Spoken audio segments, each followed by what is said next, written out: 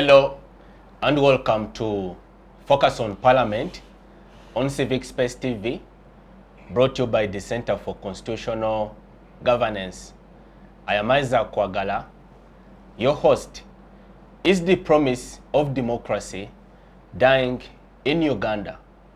Well, this week we have witnessed some of the most traumatic scenes in all of our nation's political history in the Kawempe North by-election campaigns, which bear all the hallmarks of a rapid slide back to the dark days of total military dictatorship.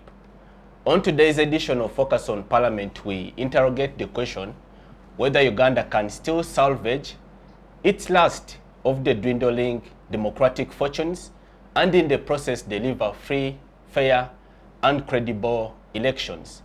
Joining me to discuss this topic is a panel of esteemed personalities whom I now have the honor and the pleasure to introduce to you, our dear viewers. Let me start from my immediate left is Professor Mwambutsya Ndebesa, who is a distinguished academic and a renowned political commentator.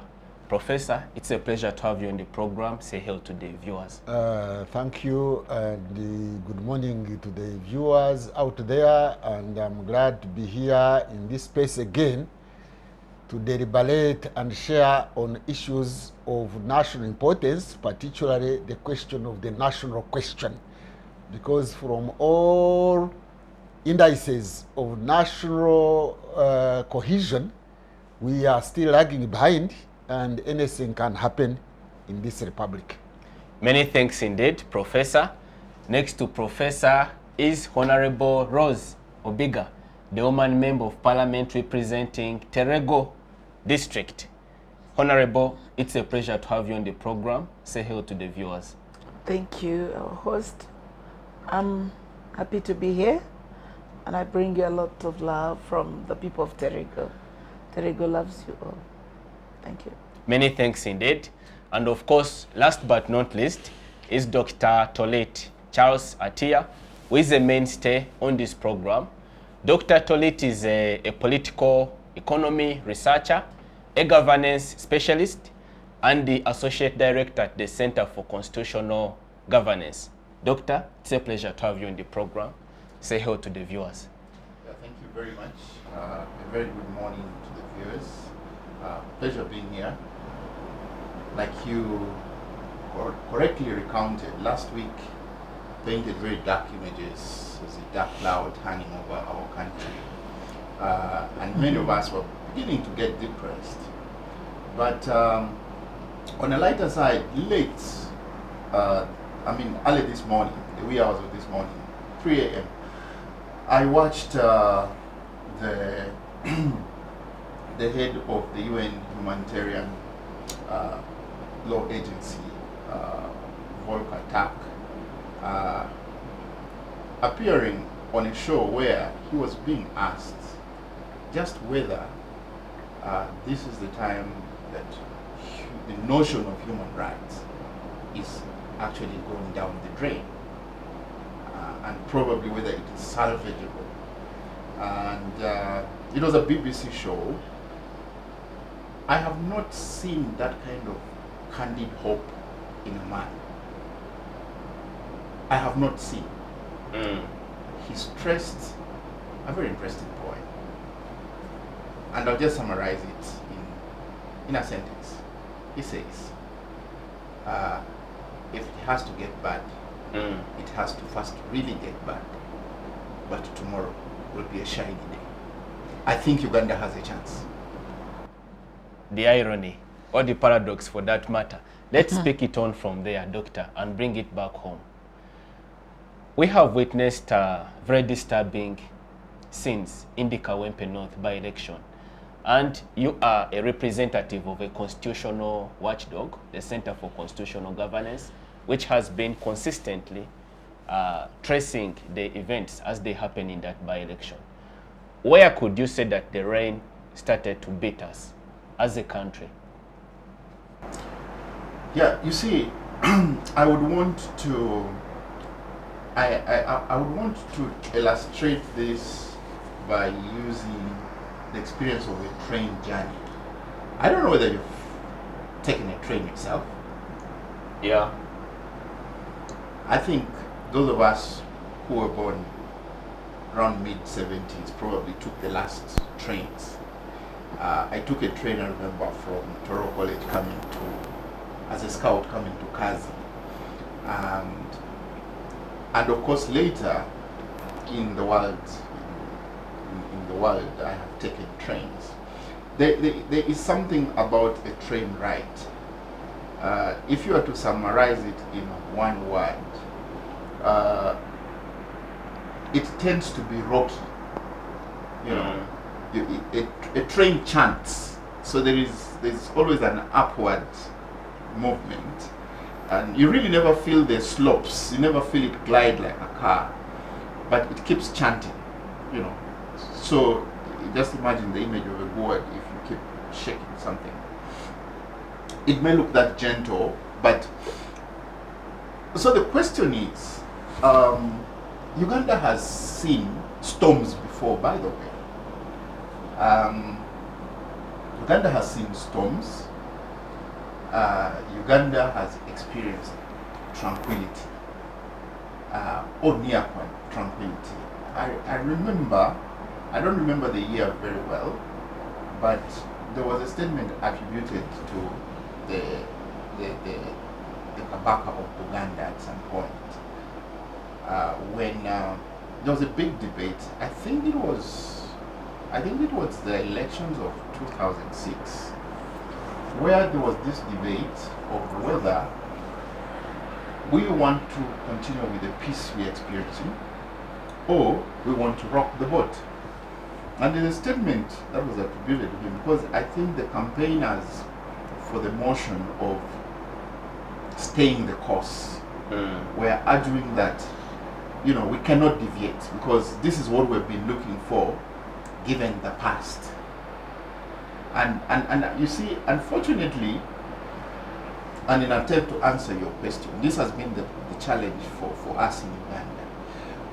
I don't think we have ever really got our context right.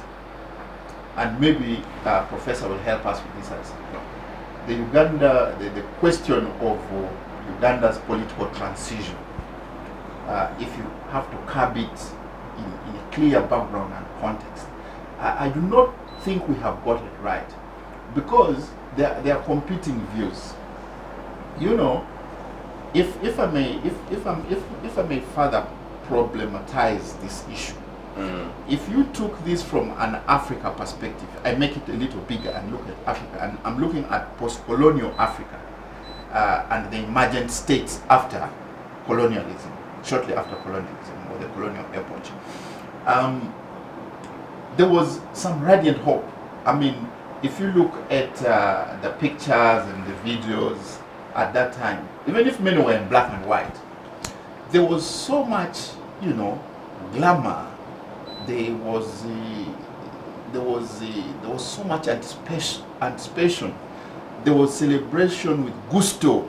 You know, you look at young men. I've seen pictures of soldiers in khaki, you know, khaki outfit and shorts, by the way, with socks lined up to the toe, really looking smart.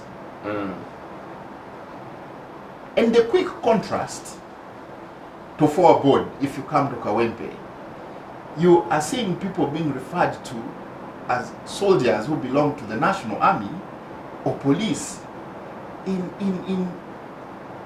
don't know how to explain that dressing, but for me it looks like tatters. Well, I know what fatigue is, war fatigue is, and maybe that would pass for war fatigue, but to the best of my knowledge, and like you said, at CCG we have been keeping a watch of these trends, I don't think we have slid into a situation of war. So why would anybody insinuate a war picture? But very quickly, in the argument of context, if you see the gusto with which independence was received, and then the immediate outcomes of independence, the question then would be, did we actually get independence? Of course, that generates a lot of debate. We got physical independence, we got physical transfer of power. But after that, so the question is, the architects post-independence, what did they design? And after they left, what did they leave for us? Uganda as a case, you might know, by the way, has never had any peaceful transfer of power.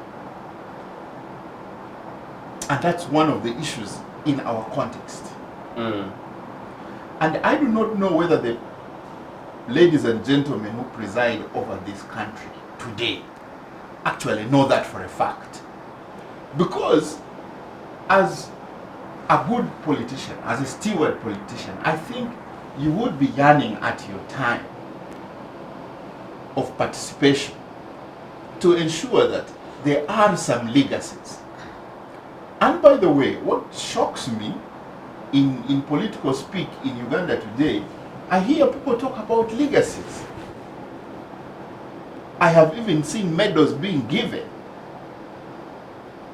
They have now become so numerous that I've even lost count of what. Then sometimes I want to ask, what are people being honored for? Because if you put this on a weighing scale, what was with the colonialists, then what came, and where we are today. So, in very succinct terms, there doesn't seem to be much departure. There have been semblances of change. You know, I like taking people on their own words. I have severally gone back to read President Museveni's first speech when he was standing at the front of the Uganda Parliament. When you read that, when you read that speech, and you try to paint a picture of what we are presented with today, you know, this is an old adage, but suffice to say, I can still use it.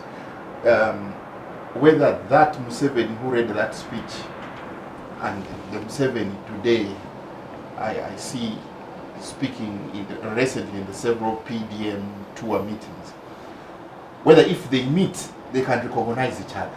Doctor, before I bring in Honorable, speaking of legacies, after 6 decades of independence, we are running, I think now, the 63rd year of independence. Could you say that the promise of democracy in Uganda is still viable, or we have since stagnated? What's happening? You know, if you asked me this question yesterday in the morning, I would have told you I've lost the hope. But I told you this morning, the head of the UN humanitarian mission, Volker Turk, reignited a fire in me. I think I would want to pose another question for myself. The question then would be, is there actually a democracy anywhere in the world to yearn for or believe that at some day it will ever come? And I think the term democracy is fluid. You'll just allow me in a minute give you a quick brief history of democracy, discourse around democracy. We all know that we pick it right from about the times of the Greece, you know, shortly after Athens and what. And probably in our own context, or the global context, or what you would call global democracy, comes in earnest after the Second World War. Because after the Second World War, we know the atrocities that were committed. And that's where we begin to see the whole realm of international law. The question of never again. Because so much, the killings of in Japan, Hiroshima, Nagasaki, and all the Polish wars. So the human person came to a conference and said, but look, I think there is something about us that we are not getting. I think we are slightly better than the other creatures. Because remember, occupying the planet Earth or the world, the world polarity as we want to see, is not only human beings. There are also other creatures. So we try to say we are better. And aligned to that statement, we started creating what we call a world order, the new world order. Or we arranged ourselves around the UN. We have arranged the whole issue of the sovereign states. You know, declarations were made and remade that, you know, there is something called a sovereign polity, and, you know, now we are here. If we asked ourselves, from what we agreed upon in terms of a value statement going forward, where are we? I think that is how to evaluate ourselves. And then also, secondly, we know that in Uganda we've had successive regimes. You know, we had Obote 1, we had Ndebesa, Obote 1, Amin, Obote 2, and then here we are. And I think for me the challenge for the current regime is, you see, when it comes to measure, especially in research, when you are dealing with quantitative procedures, you need to get a base number. You need a yardstick. And then you need to start looking at variables. Now, I think the biggest challenge for these people, the NRM so to speak, is that it's so difficult to measure against yourself. You know, I think, no, let's be honest, the NRM has been fair in certain instances. They have achieved certain things. But it's only the law of nature that there is wear and tear. It's also biological, that people grow old, and when they begin to get old, there are some characteristics. You become forgetful. Even me, at the turn of 50 now, every morning I'm driving out, I have to stop and go and pick something. Now, how about a man of 80? So, this democracy for me is fluid. Thank you, But I Doctor. have hope. Thank you, Doctor, for sharing your viewpoints. Honorable, in Parliament, where as citizens we expect that to be the temple of democracy, the stage where ideas compete, and then we have a way forward for the nation. Contrasting that with the Kawempe North by-election, which has been called by the Electoral Commission to fill the position, vacant position left by the deceased Honorable Seglinya Mohammed. I suppose you are equally concerned in Parliament. What are you doing to address that situation, very ugly as it is? Thank you so much. Actually, late Seglinya was my friend. May his soul rest in eternal peace. I was one of those who at least went to see him in prison 3 times. First I went with the committee. Twice I went alone to give him hope, to ask pertinent questions that needed quick answers, especially about his health. Which committee do you belong to? Human rights. Yeah, I sat on Human Rights Committee. Previously I was on Legal and Parliamentary Affairs. Then I was moved to Presidential. Now I'm on Natural Resources. But the Human Rights Committee has been a constant. Whatever is happening in Kawempe North, I want to apologize. I have not been so keen in following. You know, one cannot raise all issues on the floor of Parliament. Recently, our concentration has been on Isimba Hydro Dam. So I've been so much into that, up and down. Collectively as the House? Yeah, yeah, as a committee. And it's really taking a toll on us because we need to bring a report quickly if we have to arrest the situation in Kayunga, Isimba Hydro Plant. That aside, I watched a clip. I normally just pass through my TV, but as I was passing, news was going on. I saw so many young youths running, and Kyagulanyi was there. I think the other one was his candidate. They were driving. Personally, I know Kawempe being the hub of NUP. And if we are to change something, I think it's with the patience and mercy and a lot of explanations. But I also don't want to take the business community that live in Kawempe for granted. In Terego, when I arrive, people know that when she comes, you sit down, you gather, you sit down, somebody be taking the names of those who are there, you give her a chair, she will explain why she has come, and then you give her questions, she responds to all the questions, and then she leaves. I leave after hugging every old man, woman, children, those who like to hug me, greet me properly, ask even individual questions. But this cannot be true in Kawempe. How so? You know, in Kawempe we have all categories of people, and we shouldn't take the democracy and peace we have for granted. I want to say one thing. If you look at me, you will think, yes, Rose has just been a lucky girl. But if I tell you who I am, you will turn and cry. I've come from very far. I should have been married to a man who cannot afford a door, who should be able to make reeds and put it as a door. But I worked hard. It's in a situation where there is peace.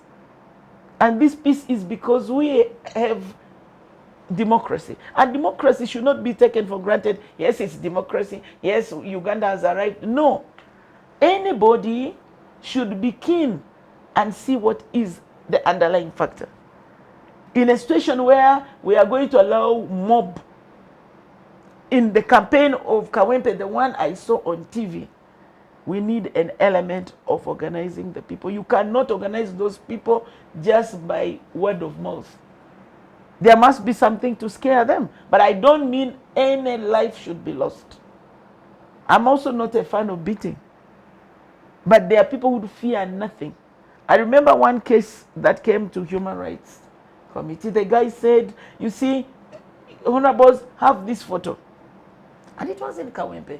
And the photo was a policeman walking in front of a shop. There was a woman disembarking from a border, two gentlemen going from this side. Of course, when they take a photo, you need to do interpretation. Now the guy said, we were taking our president Kyagulanyi. A police came with their van. They shot me directly. They shot me.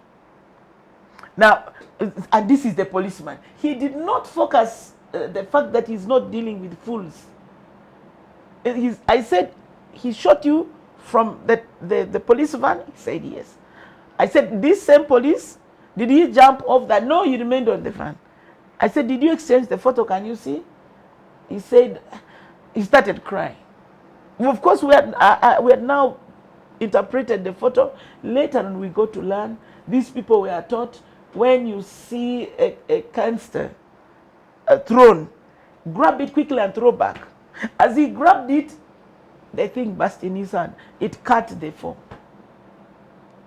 At the end of the day, long story short, we got to know that this was the thought, and he was following the teacher's word, and he cut his hand. We got medical forms and so forth. Even the people whom they said disappeared, we had to go to all the prisons. We gave the prison authority just 1 week to either produce these people or they face our wrath. And indeed, everybody was either in Chitalia or they were in Luzira. You still have about 39 of them missing, without any trace, not accounted for at all. What is their fate? I can bet over my life, if you gave me the list of 39, if you address the letter to Parliament and they transfer it to Human Rights Committee, those people can be found. Because the list that was given to us all were produced. I'm again hearing from you 39. I keep hearing from Semuju, you know, as in when he speaks, like causing laughter, that there's one person. Nabanja should produce the person. But that one person for me, the one Semuju mentioned the other time, I cross-checked, was in Italy. So this 39, after here, I request, give us a letter with their names and their LC ones and everything. Part of those people were arrested when the Minister for Roads, the General Katumba, was shot. Honorable, are you aware of the notorious case of Mr. Chibalama that is still unresolved to date? Have you interfaced with it in the committee? I don't think. If we interface from here, I promise to call you back on it. If it was on the list that was given to us, we followed. They were up to 60 plus, by the way. And we were able to know, not producing them, but we were able to check and find where they were. That aside, Kawempe, I know all of you know Kawempe. If you have ever been to Kawempe, you will not conduct any elections in Kawempe without the presence of police. And now with the skeletal police, we have army. But what I want to say here is at times they go to the extremes, which is very wrong. They should be able to use their tactics of getting the wrongdoers, isolating them from the right, the guys who are gentle. But the worst thing we always have, youths want to take the law in their hands. Even in my village, they do things that you can never imagine. I remember one time leaving home at 2 a.m. I reached somewhere, I found 6 youths raping one girl. You also ask the question, where was the girl coming from? You see this village discourse. But the issue in Kawempe does not call anyone to say we have lost the democracy in this country. Honorable, in Kawempe we have a situation where the security forces are accused of using disproportionate force against unarmed innocent civilians. Some of the clips we've been able to see in the course of the week is where, without any slight instance of provocation, there is an outfit of the security forces by the name JAT. It unleashes terror on civilians. They are beaten, some have been maimed. There is a case of a journalist who has lost an eye. Yesterday we saw pictures of people in police cells, battered, bruised, backs open. Does this give you a sense of our body? Yeah, what I'm saying is that is extremism. I don't know whether I should repeat myself. I've said there are tendencies where police and army go to extremes, which is wrong. I condemn it. Others have been brought to book. It is very unfortunate if it's true a journalist lost an eye. But it can be in a situation where you're trying to curb this and curb that. I can tell you, for me, as this girl who grew up in the village, I really don't appreciate a situation where you abuse me, you insult me, vulgar. They can provoke you to a point where you lose your temper. You lose yourself. But I mean, police are trained, army are trained. I don't expect them to go to that level where you make somebody lose their eye. That is being an extremist. But what I'm saying is, looking at Kawempe, when I'm going to Arua, I've never lived in Kawempe. But as I live in Entebbe, I drive through Kawempe. Occasionally, we have maybe our loved ones whose bodies are found in churches in Kawempe. We come to condone. When you take a critical look at what takes place in Kawempe, you will accept that there is minimal force that is needed to curb too much hypocrisy, too much the extremes of the youth. And you know that the NUP is full of youths who are never tamed. Others just use the opportunity. Maybe these are people who want to tarnish the name of NUP. They come, they do really things you yourself, you cannot accept. Thank you, Honorable. I'll return to you much later. Professor, let us continue interrogating the role of the security forces in the Kawempe North by-elections. This week, the CDF, who doubles as the first son, came out and made very incendiary remarks, comments on his Twitter platform, responding to the headline of the Daily Monitor seeking answers as to who the security personnel that wear masks, who have obfuscated their faces, unleashing terror, unleashing violence on helpless citizens are. His response was, these are Ugandan security forces and they are doing a good job. What does that tell us about the country's political trajectory? Actually, that tweet is not the worst.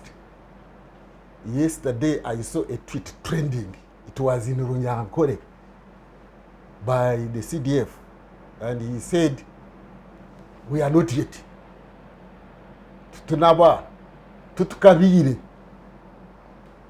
those hooligans." So that language of dehumanizing is actually a precursor to a possibility of genocide. When you dehumanize a person, the next thing is to eliminate that insect. You see? So people are being called hooligans. They are being called clowns.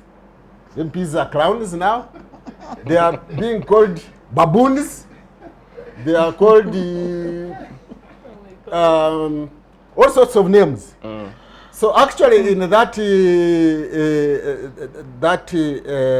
tweet which was trending, where he wrote one sentence, a short sentence in Runyankore, it was followed by his supporter, another one in Runyankore also, saying, "Ebyata ebyo katubitere, tuzakubitere." Ebyata means the son of a bitch. That's what it means, the son of a bitch. So when you are dealing with sons of bitches, you are dealing with hooligans, you are dealing with nickapumps, you are dealing with clowns, you know. So I want to imagine that the soldiers we see, those who are hooding themselves like Mexican gangs, they have been socialized into dealing with hooligans, dealing with nickapumps, dealing with baboons, dealing with all sorts of people. So when they are going to Kawempe, they are already dehumanizing the population they are going to see. And that's very dangerous. Let me give some people some history in Uganda of this dehumanization, which is very dangerous. You talk about democracy. Me, I shouldn't be mistaken for not minding about democracy. For being a fascist. For not minding about democracy. Me, I mind about the national integration of this country. NRM talks about building an integrated national economy. We should also think, actually more importantly, building an integrated national community. An integrated national community.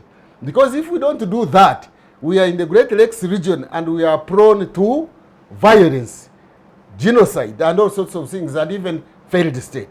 And we have had incidences of a near failed state, actually failed state in Uganda. So when you go to our history, since independence, there was a time Mengo was the first one which started this violence against the DP, who were mainly Roman Catholics, and they were looked at as, they were dehumanized. Then there was the UPC group, which was looking at the Mengo group as not even human beings, they were dehumanized. Then Idi Amin comes into power, and the Acholi and Langi mainly, although even others, they were looked at as subhuman and dehumanized. Then UNA comes in, where my sister here comes in, the Westerners were dehumanized. These were just anyanya. Maybe the anyanya had not been used like that, but they were dehumanized. And they went to exile. And then NRA comes into office. The people, especially in the north, they actually were the anyanya were dehumanized. You see that trend? Now we have people dehumanized, baboons, fools, hooligans, all sorts of people. And you can see how hooligans are treated. You can see how they are beaten. You know, I saw that soldier beating, those soldiers beating people as if they are not human beings. There is no sense of humanity. There is no sense of empathy. There is nothing. After all, you are beating baboons. this ebyata. For those who know Nyangore, they know what it means and how offensive can be to call somebody a charter. So, we need to build a nation.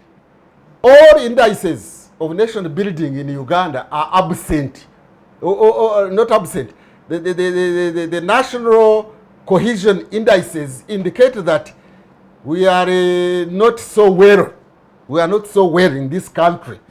These MPs who are supposed to be our representatives and build this nation, look at inequality in Uganda. There are very high levels of inequality. Karamoja, Acholi, I don't know for the West Nile, 60%. And other regions it is 10%. You are having two countries in one. And then you are talking about calling people baboons and clowns. That is one index. West Nile is the second poorest. Second poorest. And you are here taking things, is the Kawempe people are this and that. That is dangerous for nation building. Then you live inequality. You go to trust. How many people trust government hospitals? How many people trust police? Are they even there? How many people trust the Uganda Land Commission? How many people trust even schools? The courts. Courts. How many? So that loss of trust. Now this is even reflected, another index I can tell you is that political polarization. You can see the polarization in parliament, between NRM and opposition. But even within the same party, you can see polarization between the FDC and FDC. Even in NOP now, even in the NRM, there is the rebels and the non-rebels. There is a lot of political polarization within the political parties. Even if you went outside political parties and you went to elections in Makerere University for the guild, you lose somebody. People do not want to tolerate each other, and there is no empathy. You go to trade unions, they have got the Yamochi group and the other group. You go to the churches, people do not accept a bishop from another community because he's coming from here. This is not fit to be here. You can name it. That means we need diversity management. We need policies of diversity management. But you cannot manage diversity by dehumanizing people and calling them all sorts of names: idiots, fools, baboons, pumpkins, I don't know what. So our national leaders, our political leaders especially, should exercise that empathy and know that this country is not well off. Now let me go to Kawempe.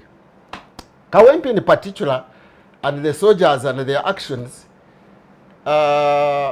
Yes, people can be unruly and they need to be managed.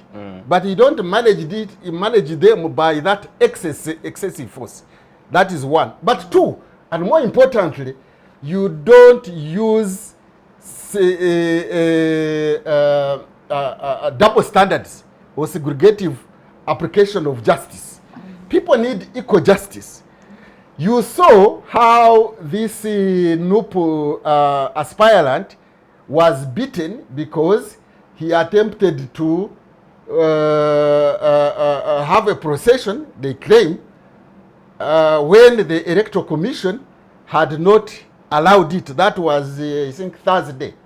Because the Electoral Commission had made it clear to all the aspiring candidates that he shouldn't have processions. And for him, he was nominated on Thursday, and he attempted to have a procession, and he was brutally beaten. That as it may, according to her theory and formula, because they are unruly. On Friday, I don't know whether your TV had also got lost like that one of Mujenyi, who, when people were beaten during the elections, this chairman of the Electoral Commission said, I haven't subscribed. Yeah? No, I think I did. I just didn't watch. Friday I was going to Terego. Okay, if you didn't watch, let me tell you. The NRM flag bearer held a procession. Before he crossed the roads, I go to that direction. We stopped. We were not moving. She stopped the roads. She had a train, a grader in the middle of the road. She stopped. And where she held a rally. She held a rally after that at the Kawempe Mosque, yeah? Where she held the rally is where the other one also wanted to hold the rally on Thursday. She held the rally and nobody stopped her. Now, selective application of justice is very dangerous to the health of this nation. People get angry, and when you mobilize this anger, we don't know where this country is going. This one was allowed to hold the rally, the other one was stopped from holding a rally and beaten thoroughly. But this one was allowed. So, and the Electoral Commission was there speaking in tongues, speaking Chinese, I don't know what. Electoral Commission issued statements and gave guidelines to the to these aspirants. One, purportedly, yes, because we saw him moving on the road, attempting to hold the rally, was thoroughly beaten, taken to police by people who did. And the other one was completely allowed. Not even anybody tried to touch the dress, the shirt of anybody. Unfortunate. Now that one is not even unfortunate, it is disturbing. It is a disturbing. Selective application of justice in this country is, you know, justice is one of the indices of nation building, of national community. So when you have one group disallowed to hold the rally and the other ones are beaten and don't allowed, what do you expect now? The Kawempe Republic people, they call themselves those Kawempe people. I'm not supporting hooliganism if it is there. But how do you expect them to behave next time? That today you are stopping them and you are calling them hooligans, because that is what to repeat myself, that is what the Mengo group called the DPs in 1961 and 2. That is what UPC and the group called the Mengo group, the Buganda. That is what the Idi Amin called the Acholi and Lange especially. That is what UNLA called my sister's people hooligans in 1978 and 79 when they went to West Nile. That is what the group that went to northern Uganda called the people primitive in 1986. You get me? Now you are calling Kawempe people hooligans. I am talking with this passion because I'm concerned about the health of Uganda as a nation state. Not, you can talk about democracy. Democracy will not thrive in a situation where people dehumanize others and debase them and call them all sorts of names. But for you, when you call them all sorts of names, you are supposed to be punished. Now you see how very many people are arrested for computer misuse under a Computer Misuse Act because they use abusive language. Is my brother, the CDF, not using abusive language? Why hasn't he been taken to court under Computer Misuse Act? He called these MPs clowns. They say his phone was hacked. It has going to be hacked. Thank you, Professor, for your perspective. Clowns and the hooligans and the baboons and the buffoons and all that. Focus on Parliament now takes a short break. No. We'll see you back shortly. Digital rights are those human rights and legal rights that allow individuals to access, use, create and publish digital media or to access and use computers, other electronic devices and telecommunication networks. Digital rights include a right to freedom of expression, information and communication through technology, a right to privacy and data protection, a right to credit for personal works, a right to universal and equal digital access, a right to identity, a right to anonymity, a right to be forgotten, and a right for protection of minors, among others. The state's digital rights are frequently violated through various unfair actions, for example, blockage of websites and social networks, theft of credentials, unauthorized use of people's data for personal gain, privacy intrusion, online censorship, arrests and intimidation of online users, internet blockages, and the proliferation of laws and regulations that undermine the potential of technology to drive social, economic, and political development worldwide. It is hence every citizen's responsibility to respect rights of other digital users and to speak out or report to the responsible parties when one's rights are violated. Welcome back. Glad you're still watching Focus on Parliament on Civic Space TV. In this segment, we continue interrogating the issues happening in the Kawempe North by-election and what this could portend for the country's governance outlook, even as we approach the 2026 general elections. Honorable, as Parliament at the institutional level, what are you doing to ensure that the country has fair, credible, and free elections in 2026? And remains harmonious. The film passed the laws. Thank you. I just want to say this. I don't know which specific law Doctor wanted Parliament to pass. The reforms. Yeah, but where are the proposals? Did you remember one day, Doctor, you sent a particular reform? Ordered by court, 2011 presidential petition. There were orders by court, 2016 presidential petition. And additionally promised by Mao, the Minister of Constitutional Affairs. Now you have talked. You see, everything has to come to Parliament on the order paper. If nothing has come on the order paper, we're talking here about reforms. By the way, do you know that you have a right as a citizen to pen a particular interest or whatever proposal you have and send it to clerk to Parliament, and it will find its way to the Speaker. No, but so and anyway, ignored. And ignored. But of course, if you have not done it, you just assume it can be ignored. I have been to that Parliament even before you went there. Anyway, I want to say this with a very sober mind.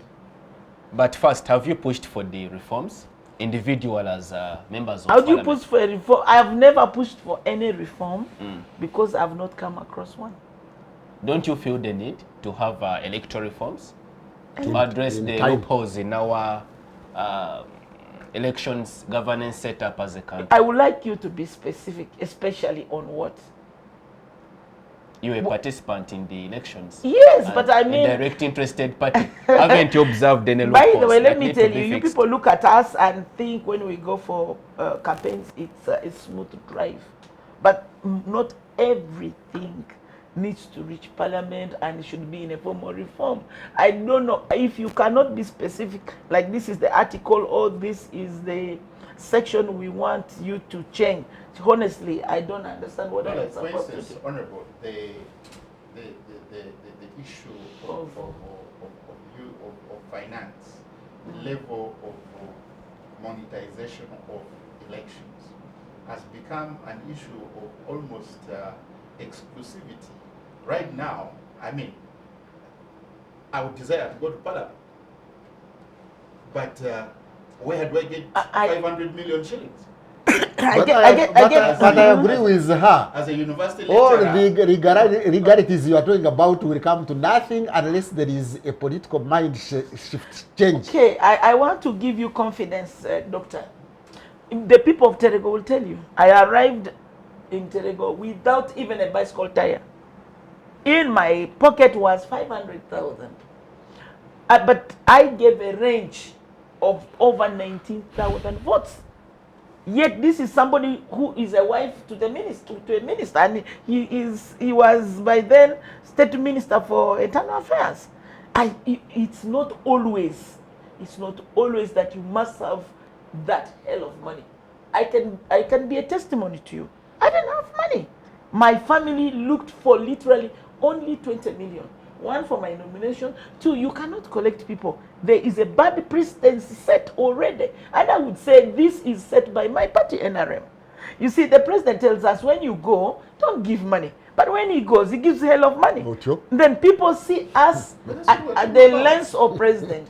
You don't give that excessive. You don't need 500 million, period. Otherwise, you'll have thieves who would have stolen it from you.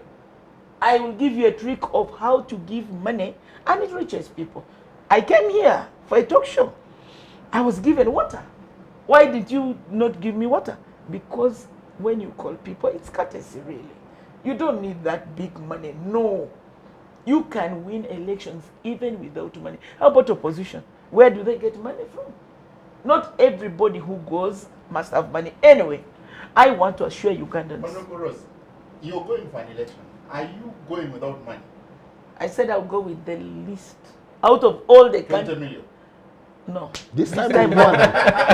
This time I must fuel my car. Because what is the standard for the list? it's according to your pocket. If This you have time not more. been in Parliament, it will be easier for you to explain, by the way, that me, I've not been there. Let Rose give you the money. But now for you who has been there like me, I'm not from there. I must come with financial power. Nobody who is going to contest with me should think I will come like last time. No, that would be a mistake. And also, it's not actually money that speaks for me now. It's what I've done for the people. When I stood in the national park and spoke to lions, zebras, giraffes, elephants, did you hear the president listening from the bushes and saying, no, these people should not pay? What have we done so far in Parliament? I want to say this.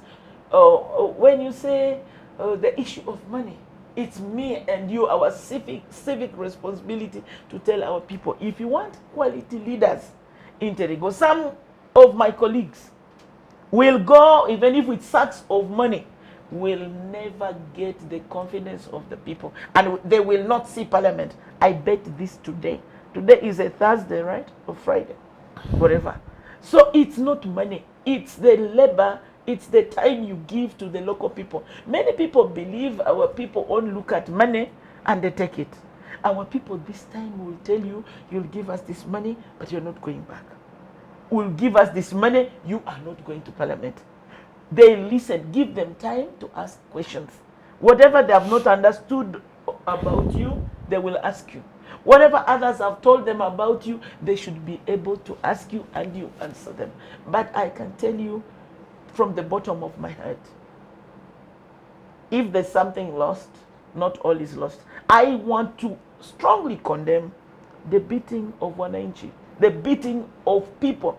This way we make people hate NRM.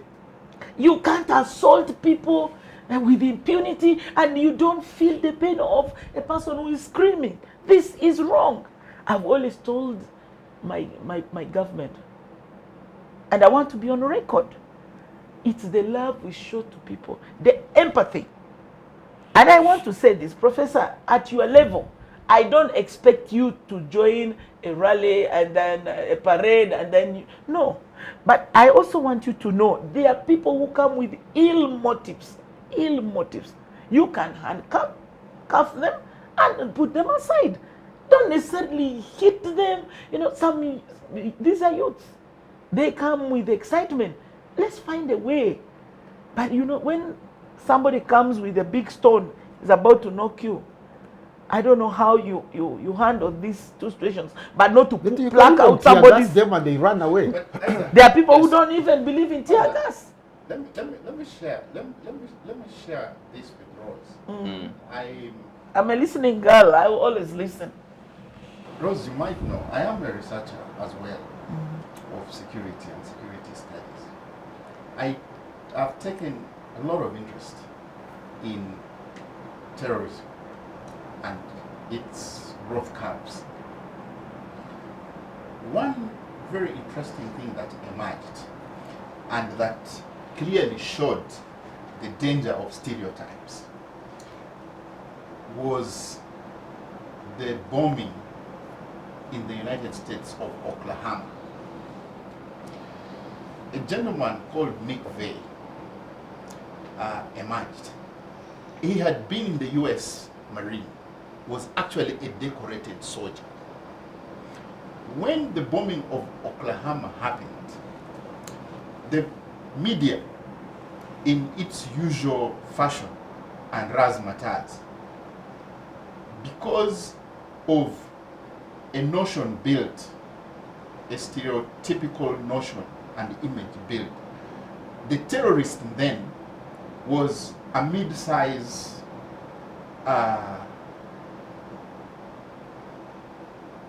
near blonde, curled hair, and you know, the image was of that Arab or Middle Asian person.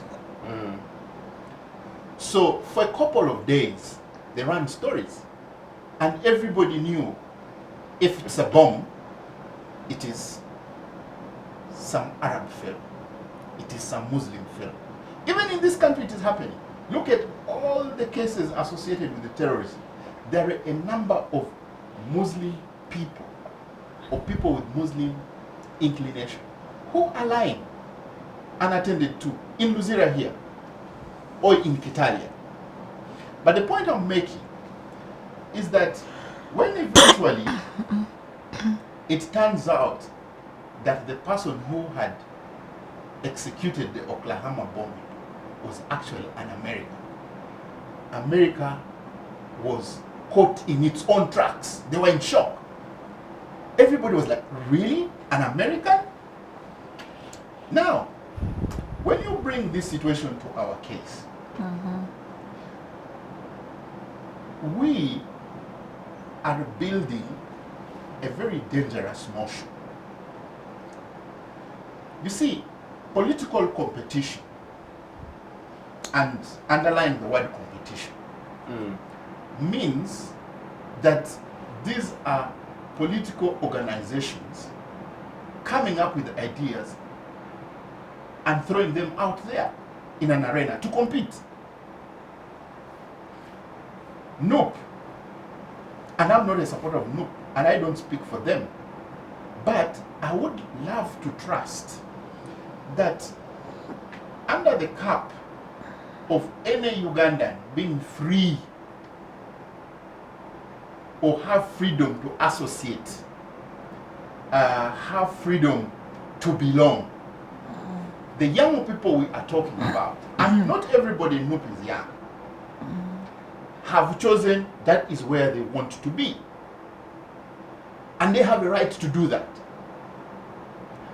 Political competition anywhere in the world, look at any pictures or what, every time there's political content, it comes with a lot of paraphernalia. You know, there's all kind of dressing, there is all, that is part of politics. And this is where I have a problem with our parliament. Professor Ndebesa clearly pointed out, under the Judice rule, you cannot afford to have two principles run at a time. If you are saying it is a not, because in law is language. If you are saying not allowed, the underlined word there is not. You're not saying could or would, which gives an allowance. So if the Electoral Commission said, by the way, I attended the launch, I attended the awareness, the outreach program by the Electoral Commission at the launch of the election calendar of Kawempe North. The chairman was very succinct. He said he's appealing. The word is what? Appealing. Because he clearly knows that there is no law or rule he can point at. There is no regulation to demand that you either come with one car or two car or three. It's not there. So he has no backing in the law. But he is a principal organizer and therefore can state conditions. His appeal was that they are conditioning that if you're coming to the come on the nomination day, come with at least a minimum of 2 cars or 3. Okay? Now, if the nominee Nalukola of NUP chose to break that rule. No, he came with a few. It was after. Yes. When he was walking, by the way. Yeah, and you know, whichever way, if he chose to break it, let's assume, for hypothetical argument, let's assume he broke it. The next day, Prof has ably explained that the movement candidate came with probably even a much bigger convoy. Convoy. And crowd. And actually, she was on a grader. I don't know they call it a grader or caterpillar. Those are not even vehicles that are movable on the road. So first of all, she flouted traffic rule. You see? So this whole notion of double standard is what Parliament needs to look at. Because this Parliament is the only place of sanctity that can protect the competing notions of people and come with some sense of fairly deducted conclusion. So if you look at what I was pointing out to Honorable Rose, America had presumed that the terrorist is the Arab. But they woke up in the morning and one of their own is a terrorist. A terrorist. It had to force rethinking of the entire American polity to say, okay, then that allows you to go to the underlying issues.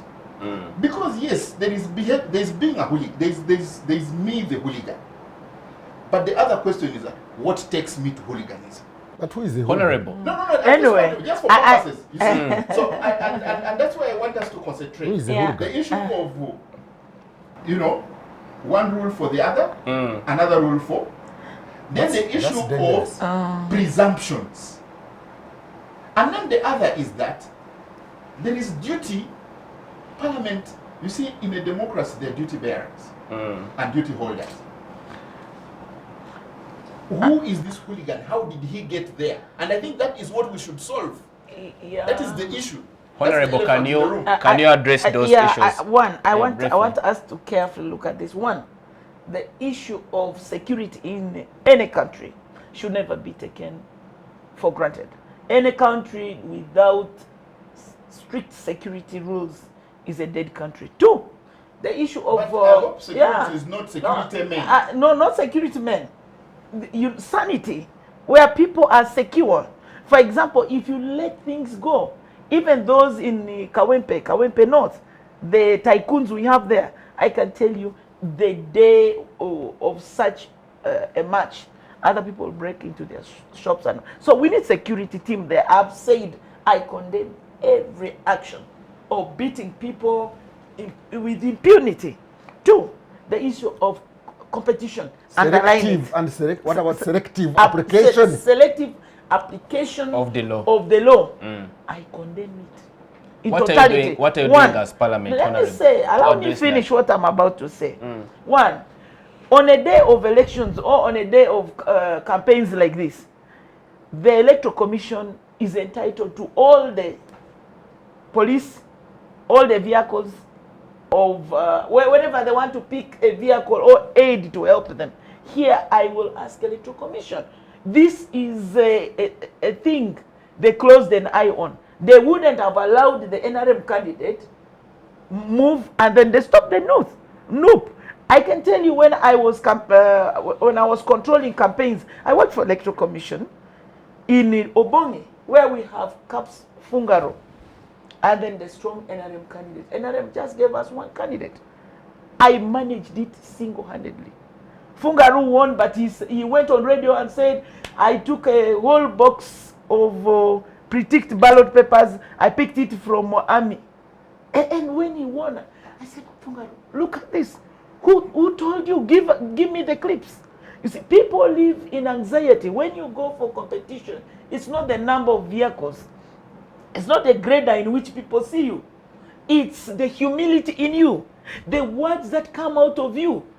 And when you use excessive force, when you use force to assert yourself on the local people, that is when you lose. At times, I think our party headquarters does not give the right information to the president. So if you really cover up the space and you think by doing this, allowing one candidate to be able to address a rally and another, you handicap the other person, you will mess it up. Because he's a hooligan. But that should not surprise you. So, You have a president, but you don't have a party. we have a party. You We are have both a hooligans. party. You are hooligans. Anyway, that aside, competition is competition. But competition should not bring on board the issues where people are going to suffer, lose their eye, lose this, go to hospital because they have been really mistreated. I want to wake up Electoral Commission. It is your responsibility to speak to the forces whom you have invited yourselves. That we invited you to keep law and order.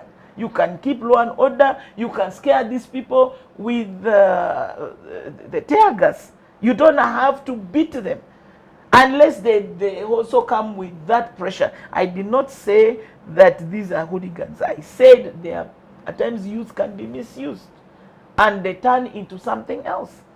They can push with the force when there's nothing to be pushed. So every other factor should remain constant. We want businesses in Kawempe to continue, Kawempe North to continue. So, long story short, on behalf of Parliament, we do not accept beating, torturing people just for the sake of by-election. No, Mr. Moderator, not let part me send a request to this member of Parliament here. Send. We see people who are hooded and covering their faces as security operatives beating people in Kawempe. Can Parliament summon the minister responsible for internal security and ask him on the floor of Parliament or in the committee of security, who are these people who are hooded? Because I don't think that anywhere in our military SOPs we allow people to go and arrest people during the day when they are hooded. And let them not deny them, because the very hooded people arrest people and take them to police. Why doesn't police say, who are these? And the police goes ahead to take them to courts of law. That means those people are recognized. Can you go to Parliament and ask the minister in charge of security or internal affairs or defense to tell us which security forces appear in public hooded, covering themselves as if they are Mexican gangs in the public? Thank you, Professor. Professor, it's unfortunate I'm still here, but I'll try to push it through an issue of national importance. Yeah, but, okay. No, I mean through a procedural issue. Said, don't ask me. Yeah, that now you see it has already been put there. But before Parliament, today's session, plenary session begins, I'll try to meet leader of opposition, because now it's late for me to tender in any note of national importance, and I will ask him to allow me, when he's speaking, to allow me to substantiate. Who are these hooded That's a people? good pledge, Honorable. Honorable Rose, there is something which is much more serious. It's good you are actually in the Human Rights Committee. You know that She has left now. She's natural. No, she is. You are still there. It's you have two committees. yeah, you know that One is a constant. the Human Rights Commission, I think in the last maybe 8 years now,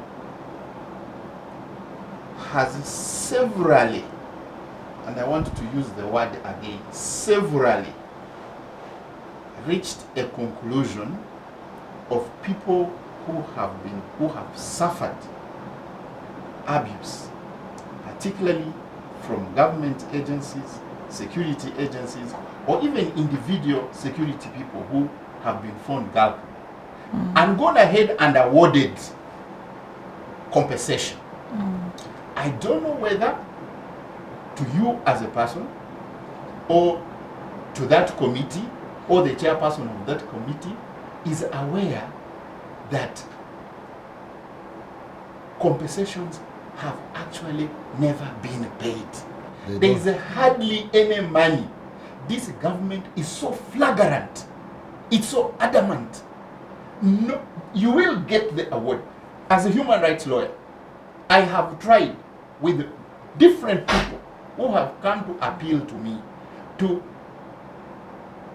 ensure that, yes, here is an indictment, but have never received any money. Not a shilling. The next time we meet, I'll actually give you the total figure. Yeah, Honorable, by thank way you. of that concern. Yeah, I want to say this. Yesterday I was signing a 130 or 20 paged document. In it, there are elements of compensation. Now, it will be tabled today or Tuesday. But unfortunately, next week, we are going for, again, the issue of Isimba and so forth. So the whole of next week, I will not be in Parliament. But I think today will be on order paper, because by evening, we're left with 3 members of Parliament to sign to reach the quorum to table the report. I want to agree with you. There are so many people who need to be compensated. But they have never. But budget, which has been given to Human Rights Commission, has been less. But of course, this current allocation caters for a number of those compensations. And it will be tabled, I think, today. Thank you, Honorable, for your perspective. Doctor, let us now spotlight the critical role of the Electoral Commission, who are the principal managers and organizers of those exercises, the voting exercise. In the Kawempe North election, we have seen them conduct outreach sessions, awareness sessions, engaging the public on how to exercise their constitutional right. But they have a critical area they have failed to assert their mandate. When the security forces unleash violence and terror on the populace, they go silent. Is the Electoral Commission doing enough to ensure that we have credible, free and fair elections?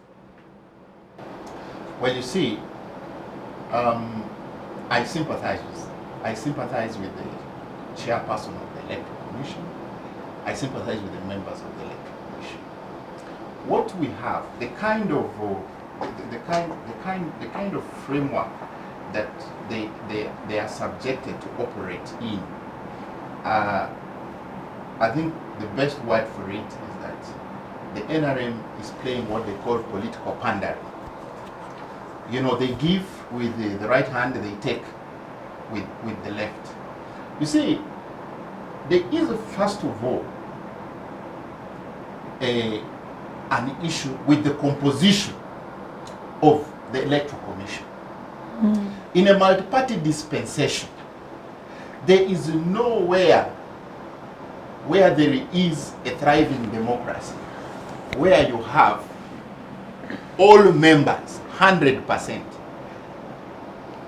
of members, including the chairperson,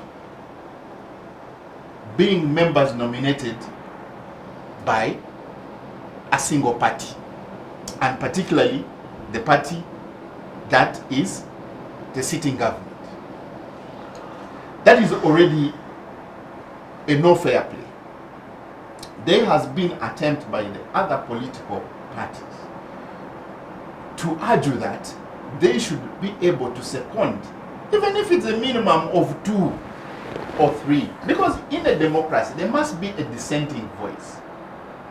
Now, the way the members are seconded, they are actually appointed by the president. The British simply say, he who plays the piper controls the tune. For the members of the Electoral Commission, my good friend Dr. Simba recently has joined. I don't know, as an academic over years, how he's struggling with both his conscience. He was actually in charge of Kawempe.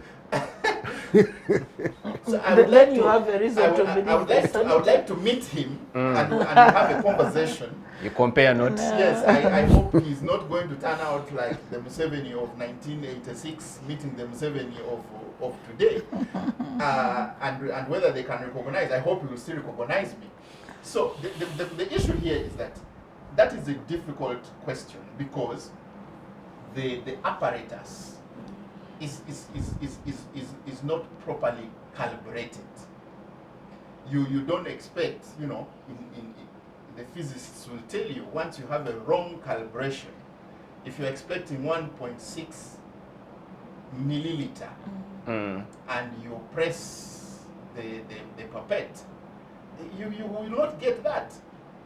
You know, it will either be more or less. But you see, what is interesting is that in the successive elections, even the person of President Museveni has made complaints against the Electoral Commission.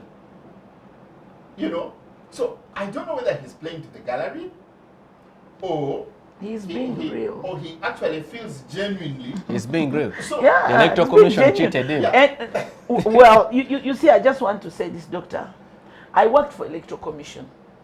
It's your consciousness that should guide you when you are performing as a staff of Electoral Commission. Two, we work on oath. Who is this person? You have taken an oath, your conscience is clear, and you still do the wrong thing. Honorable, you mean when you go to court and you take an oath that what you are going to say is nothing but the truth? Truth. Does the judge conclude that you are innocent? No. Now, at the end of the day, if you tell lies, if you start bringing lies and it's proved, my colleague will tell you, you will now be taken more unserious than when. It's called perjury. Yeah. Than when you have not been on oath. So those who have taken the oath and did the contrary, we take them unserious, and that's what we are doing. You can charge them for perjury. Two, the issue of whatever is happening, I say, and I want to say this: if there are army or police on a site of election or site of campaigns, it is the officer, Electoral Commission officer, who is responsible for the invitation. You see, you shouldn't fear anything. You should be able to tell the army, the police, I am in charge. Anything here that goes wrong, I'm responsible. Please leave me to control. I will ask you to be here, be here. Do it this way. But in a situation where Electoral Commission has allowed the things go off their hand, it's them.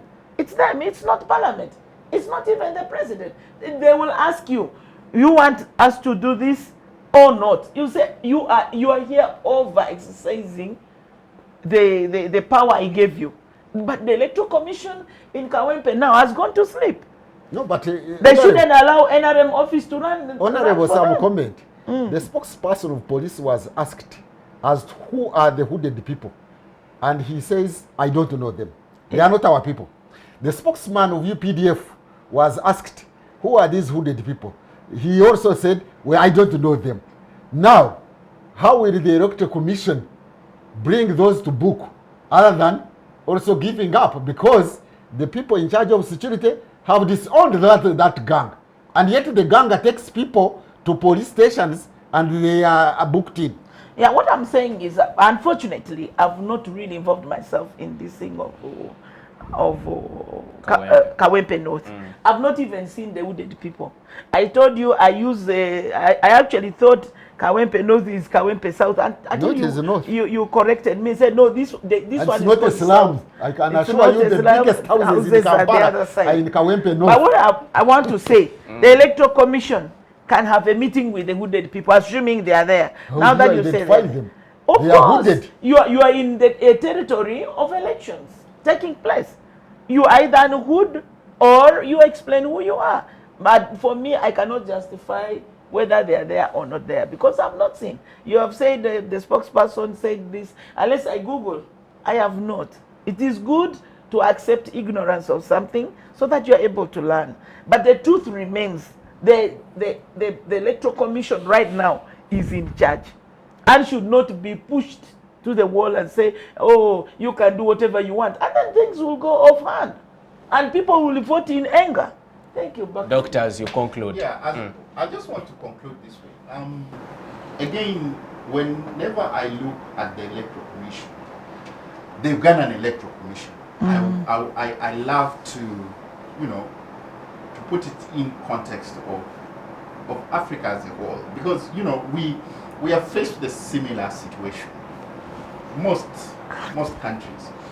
And I really want to say that elections here have literally become a ritual. It is now fashionable and it's becoming an accepted tactic for pseudo dictators to play the gallery. We've seen successive elections in Uganda and many other African states, and you clearly see that they are held just to fulfill the democratic ritual. Once the electoral cycle comes, we had earlier on told you, for instance, they are pending court orders. A court order, for me as a lawyer, is a serious thing. And if you cannot take interest in it, then I begin asking myself, isn't there anything going wrong? So we have seen, you know, court orders disregarded, flouted with impunity. The same Electoral Commission, as you see it today, there are actually two things I have with the Ugandan Electoral Commission. And I think this was also suggested at some point in Parliament. Because the other thing that the Electoral Commission has to cope with is the many centers of power, you know. And within the institution? Yes, and Honorable Rose could be right when she says, you know, these hooded people may not be there. It's possible. Because, I mean, in its very philosophical sense. Because you see, if Professor Ndebesa yourself say that you're the spokesperson of the police, say he does not know them. The UPDF might say he does not know them. Yeah, but the CDF said he knows. He says, Tutkabire, we are not yet. We are going to beat those hooligans. So, I also want and to... I think the Minister of Security also has accepted. Yes, and you see, what the point I want to make is that we have also, our democratic growth curve has also experienced the creation of militias. And one thing we are not asking ourselves, by the way, if the time would have allowed, if I give you, you know, right from the time of Kakoza, Motale, and if you go to the list or the acronyms used, you cannot even count them. The question we never ask is when it is, we get to know when they were created, we never get to know when they were retired. And when they're, and if they are retired, where do they go to? You know? So for me, it does not surprise me that NUP is militant, that probably FDC can develop a militant wing. They are militia in our electoral circle for hire, and at a very cheap price. And that is dangerous for a country, you know. So the issue here is that until our elections stop to be ritualistic, and probably I want to address myself more to we the ordinary voters, that I really think that, for instance, the very low level of civic awareness, civic education, that we have also seen orchestrated by the Ugandan Parliament, because they don't even vote to that part of, you see, the Electoral Commission has the mandate to preside over elections, but they should also conduct civic education, and this should be well in time. So what has been happening in Uganda is that once elections are done and people have gone through the motions of challenging elections in court, the Electoral Commission, it's like a machine that grinds into a halt. Then you only begin to, you know, roll it back when, unfortunately, death has happened, or the next election is coming, you know. So we don't have, you cannot say that we have a functioning Electoral Commission. The other very last thing I want to say about the Electoral Commission. Doctor, maybe that point. You see, I told you I worked for Electoral Commission. These days, Ugandans want to work on allowance, not salary. You'll wonder why somebody holds a machine and then reignites it when the next period comes. It's personal weakness, and it's weakness of administration not to ask Rose reports. All this time, Rose, we've been giving you a salary. What have you done? Give us a report. Of course, there must be a set of activities that should roll over immediately after elections. So that one, you cannot blame it on Parliament.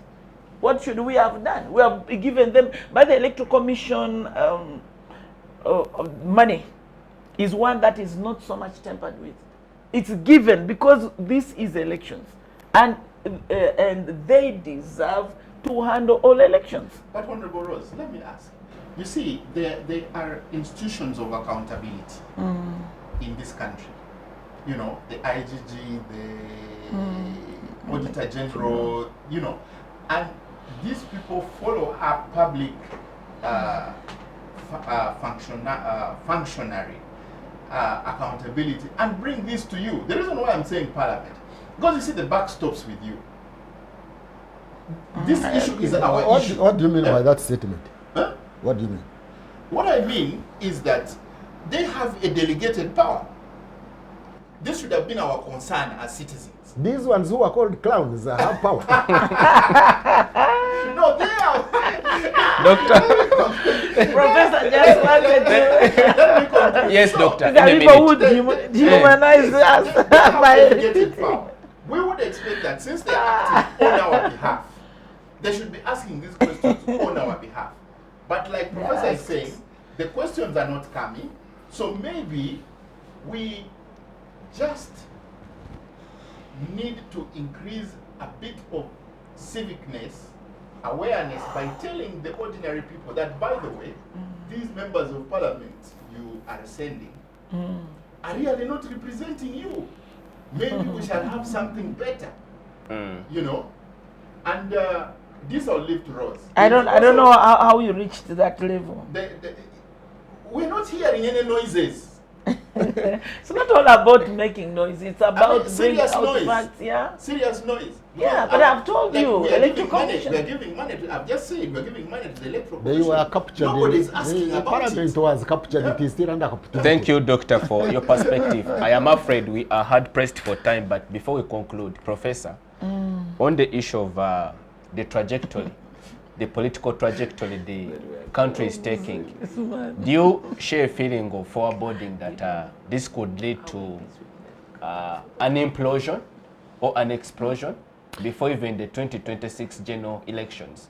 Thank you for that question. I can see my colleagues are even debating the legal systems, the institutional systems, and all these legal issues.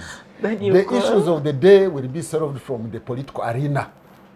So I would call upon the NRM to change its attitude to politics. I call upon NRM to its sensibilities and responsibilities as a revolutionary group, as they call themselves, to change the trajectory where we are going. In 1980, I was in secondary, I was a youth of UPM. I remember our president, that is Museveni, was arrested here at Chireka. He was a vice president of Uganda in a way, because he was a vice chairman of the military commission. He was arrested here. A whole vice president is arrested by small boys, corporals, even in privates at a roadblock. Honorable the late Kategaya was arrested in Chamate. For no good reason, he was arrested at a roadblock. She comes from West Nile. West Nile was an opposite. All posts were taken by UPC. Why? The candidates, the prospective candidates were arrested at roadblocks. Now, I am talking about political injustice that will not be solved in the arena of the law. This is a political question. Whether you appeal to the Electoral Commission, they will do nothing. They were there, and hooded people were beating people. The NRM candidate went. It is not far from where they I know the place. I come from that zone. It is not far from where they were registering from, near Akam West there, where she went and held the rally. And they were there, just waiting for, otherwise they will also be called hooligans or clowns, because they have no powers. I saw the chairman of the Electoral Commission also appealing gently to police. Why didn't he ask the police to go and arrest those hooded people? Because our security forces are not supposed to be hooded. In other words, The gazetted uniforms are not. yes, we want justice.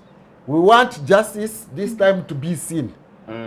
Justice in handling all the people in Uganda. So the social justice, equality of all players, so that we don't whip up this political anger when you build this political anger, you know, when Museveni was arrested at Chireka, when Kategaya was arrested at Chamate, when the DP, most of them were DP candidates going to Arua, were arrested, and UPC took Arua unopposed. They jubilated, they laughed because they had won.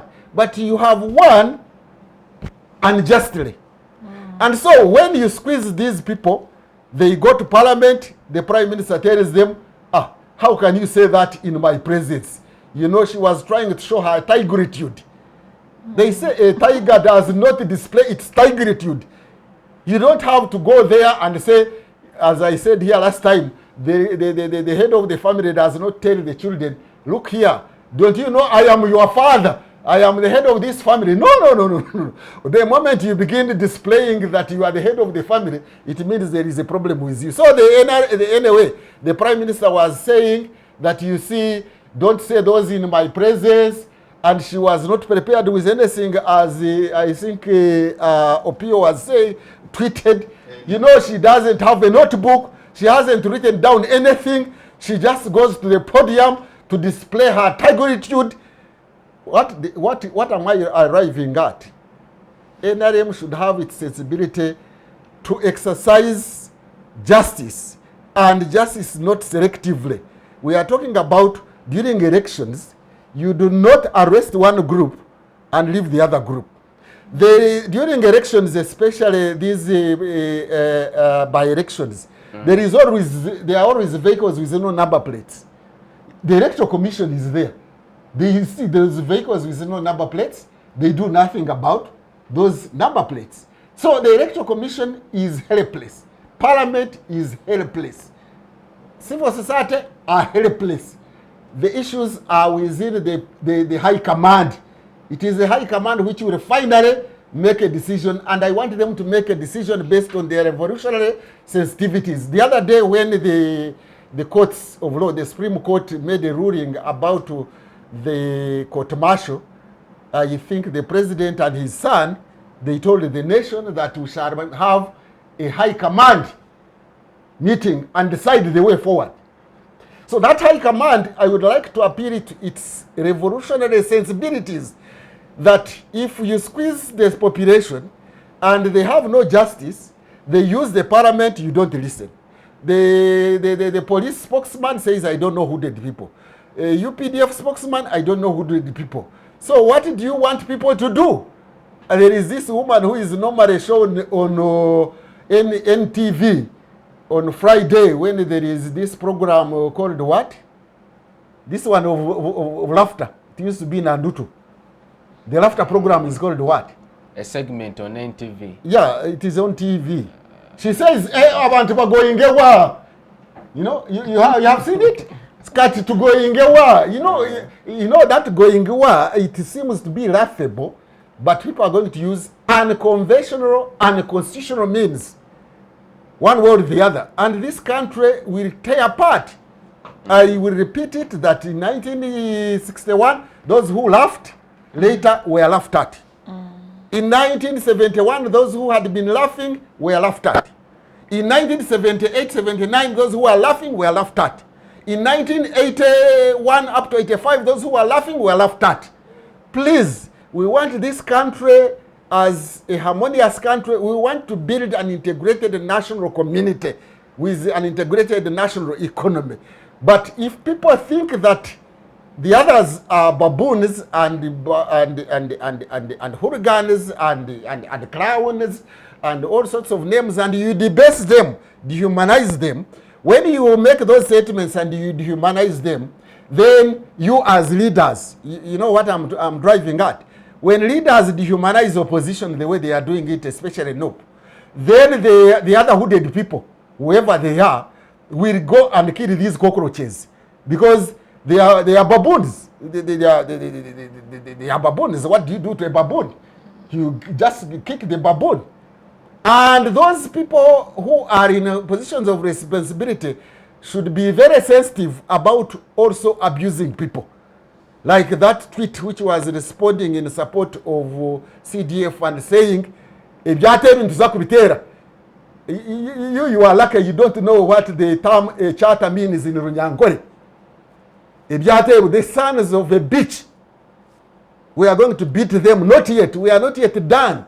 I mean, we need to build this nation. Me, I am actually not so much prioritizing the issue of democracy, which I hear you people talking about. I am prioritizing the question of nation building. Prof, many people may not understand the word bitch.